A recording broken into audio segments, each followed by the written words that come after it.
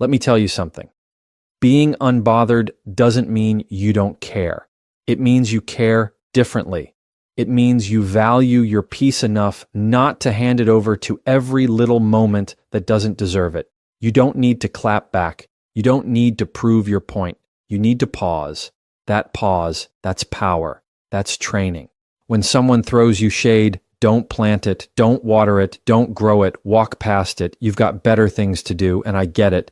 We've all got triggers, but here's the truth. Your triggers are your responsibility. They're your emotional gym. So hit those reps, strengthen that muscle, because when you get stronger, you stop reacting and you start responding. Stop letting every text, every look, every opinion become a fire alarm in your head. Not everything is urgent. Not everything deserves a seat in your peace. When you walk into a room, don't ask, do they like me? Ask, do I like my energy right now? That shift, that's when you know you're training. You can scroll without comparing. You can disagree without arguing. You can hear criticism without crumbling. That's the work. That's the skill. Being unbothered is not about pretending. It's about preparing. So show up calm, not because life is easy, but because you've practiced peace like it's your job. Train for it daily. That's how you win. Emotional discipline is louder than emotional reaction. We live in a world that rewards the loudest voice in the room, the quickest clapback, the sharpest response, but that noise fades. What doesn't fade is the person who stayed composed when chaos walked in. Emotional discipline is about knowing what to feel and when to show it. It's not denial, it's control. When you walk into a situation that's messy, charged, and heavy, the person who keeps their cool isn't weak. They're practiced. They've trained themselves to feel deeply without bleeding on everyone around them. That's power. That's a voice that doesn't need to shout to be heard. When you react, you give the other person the remote control to your emotions. They push a button and you jump. That's not strength, that's programming. Emotional discipline is learning how to hold the remote yourself. You still feel the emotion, anger, sadness, frustration, but you pause before you move. You pause before you speak. You don't let the heat of the moment turn into words you can't take back. And that pause isn't weakness. That pause is wisdom. It's awareness. It's you understanding that emotional maturity is not about suppressing the fire. It's about learning how to hold it without burning everything down. We've all been in situations where someone says something out of line. They go too far, they hit a nerve, they try to provoke, and the old you might have exploded, might have yelled, might have matched their energy just to protect your own pride. But what if I told you that silence sometimes is the loudest flex?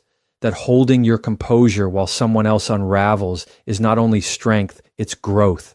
That's emotional discipline. You see it, you feel it, but you choose to respond with thought, not impulse. And when you do that, you become unshakable in rooms that used to rattle you. There's a difference between reacting and responding. Reacting is instant, it's triggered, it's raw. Responding takes breath, it takes pause, it takes restraint.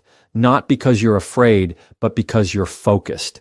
Think about how many conflicts have escalated simply because one person couldn't take a breath. Now think about how many moments you can own when you do take that breath. That's the space where emotional discipline lives, in the space between the trigger and your action. That's where your peace is protected. That's where your energy is filtered. That's where your growth is visible, not to prove anything to others, but to prove everything to yourself. People will test you, that's a guarantee. Life will test you, that's a promise. And the goal isn't to avoid the test. The goal is to stop failing it. When you start practicing emotional discipline, you start seeing these tests as opportunities, not to perform, not to impress, but to stay grounded. It's in the middle of a heated conversation that you learn the value of a deep breath. It's when someone disrespects you that you understand the power of self-control. Because at the end of the day, your reaction is your responsibility, and that's what separates someone who's easily bothered from someone who's deeply rooted.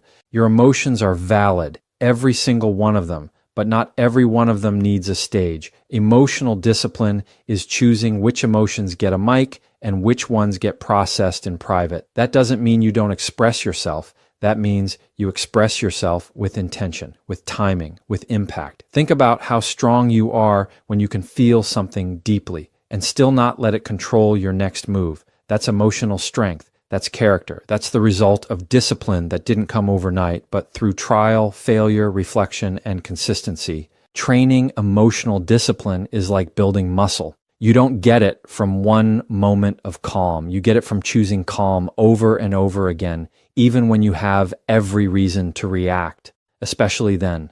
The moments when you're shaking, when your pride is loud, when your instinct wants to snap. That's when you're building it, not with a loud voice, but with a steady presence. You're learning to be the thermostat, not the thermometer. You set the temperature. You hold it, even when everything around you wants to spike. That's how you become emotionally disciplined, and that's how you stay unbothered. Boundaries are not walls. They are doors with locks. The difference matters more than people realize. A wall shuts everything out, even the good. A locked door lets in what aligns and keeps out what doesn't. It's intentional. It's controlled. Boundaries are not about being mean, cold, or distant. They are about being clear. They're about saying, this is how I want to be treated, and meaning it with your actions, not just your words. You can love people deeply and still say, this is not okay with me. That's not harsh. That's healthy. Too often, we wait for people to cross a line before we admit the line even exists. And by the time they've crossed it, resentment's already built. Boundaries don't need to be built out of anger. They should be built from awareness.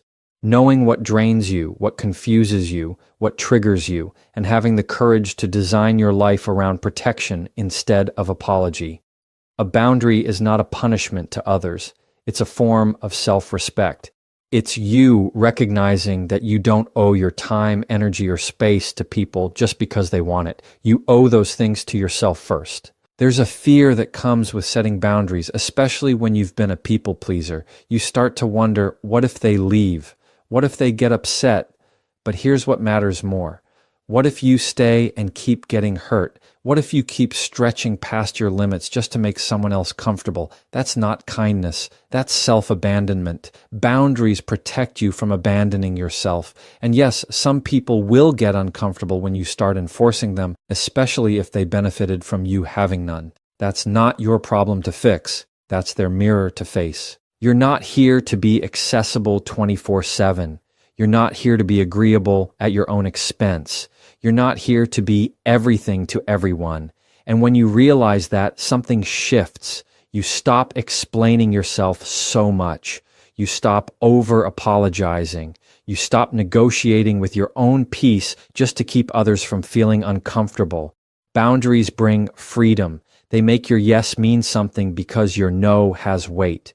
They bring clarity to your relationships, to your habits, to your mind. They're not rigid rules. They're flexible filters. They're how you stay aligned with who you're becoming. It's not always about cutting people off. Sometimes it's about changing how close they get.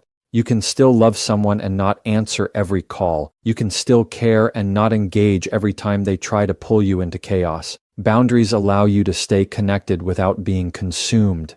They teach others how to treat you, but more importantly, they remind you of how you deserve to be treated. That's where real self-worth shows up, not in what you allow once, but in what you consistently protect. You don't have to shout your worth, just show it by how you move. The hardest boundaries to keep are the ones with people you're close to. Family, friends, partners. Because those ties feel deeper, the pressure feels heavier. But that's where boundaries matter the most. The closer someone is to your heart, the more access they have to it, and the more responsibility you have to guard it. It's not about shutting down. It's about showing up with clarity, about saying, I love you and I also love me. When both of those can be true at the same time, that's growth, that's balance, that's where your peace gets space to breathe. There's a version of you that's more calm, more focused, more grounded, and that version has strong boundaries. That version doesn't respond out of guilt. That version doesn't live in burnout. That version doesn't over-explain every decision. You don't become that version by accident. You build it one boundary at a time. You build it by understanding that not everyone deserves a front row seat to your life. Not every invitation deserves a yes. Not every opinion deserves a reaction. Boundaries give you room to protect your energy, not just for others, but for yourself. Not everything requires a response. That truth alone will save you from arguments, anxiety, and exhaustion. Just because something was said doesn't mean it needs to be answered. Just because someone acted out doesn't mean you need to react. Silence isn't weakness. It's strategy. It's awareness. It's a reminder that you don't owe your energy to every invitation to chaos. Every situation doesn't deserve your voice. Sometimes, the most powerful thing you can do is let people sit with their own noise without pulling you into it. That's how you keep your peace from getting hijacked by someone else's storm. Every response costs you something: time, energy, focus. And the truth is, not every moment deserves that payment. When you're always responding, defending yourself, explaining yourself, proving your point, you end up drained. You turn every minor thing into a major event. You become reactive instead of reflective. But when you train yourself to pause, to breathe, to choose stillness over reaction, you shift into control. You're not ignoring reality. You're mastering it. You're learning that maturity isn't about winning the last word. It's about knowing which words are even worth speaking in the first place. Some people speak just to get a rise out of you. They don't want understanding. They want attention. They don't care about clarity. They want control. And the moment you bite, you've handed it over. You've entered a game that doesn't serve you. So instead of falling into the trap of defending every boundary, just enforce it.